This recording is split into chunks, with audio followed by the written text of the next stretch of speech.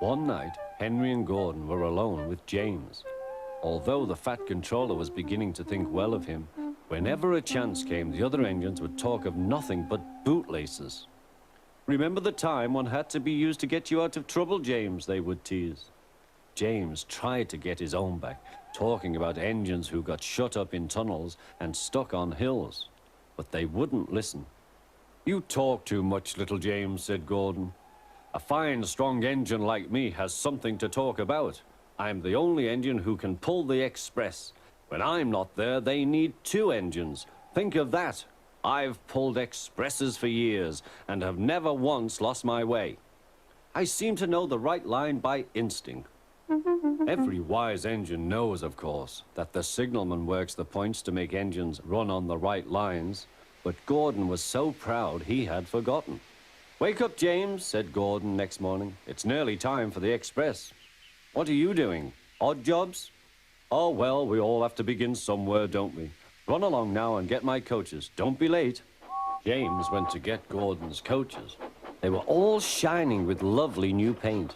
He was careful not to bump them, and they followed him smoothly into the station, singing happily, "We're going away, we're going away." "I wish I was going with you," said James. "I should love to pull the express and go flying along the line." Gordon, with much noise and blowing of steam, got ready to back onto the train.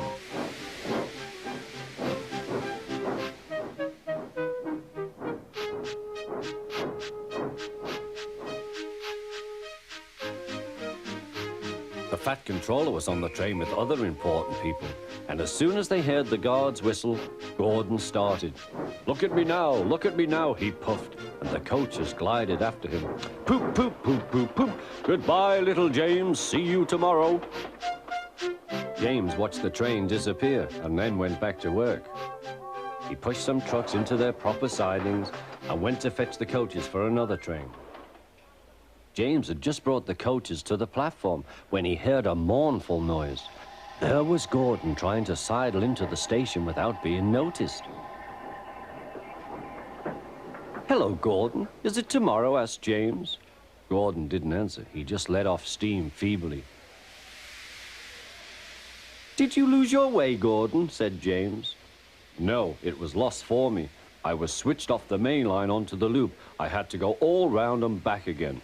"Perhaps it was instinct," said James.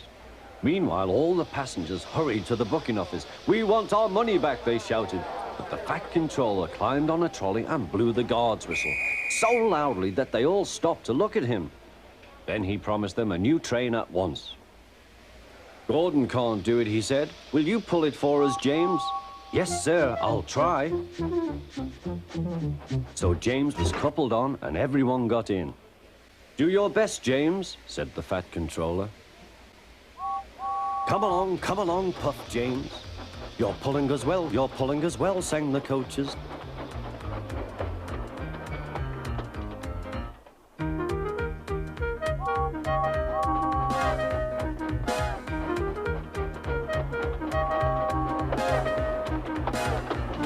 Bridges and stations flashed by, the passengers cheered, and they soon reached the station.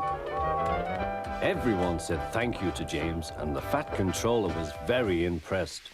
"Well done," he said. "Would you like to pull the express sometimes?" "Yes, please," answered James.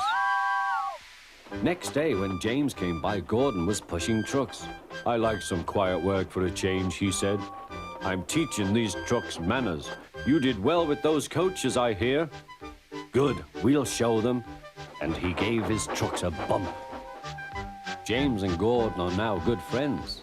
James sometimes takes the express to give Gordon a rest. Gordon never talks about bootlaces, and they are both quite agreed on the subject of trucks.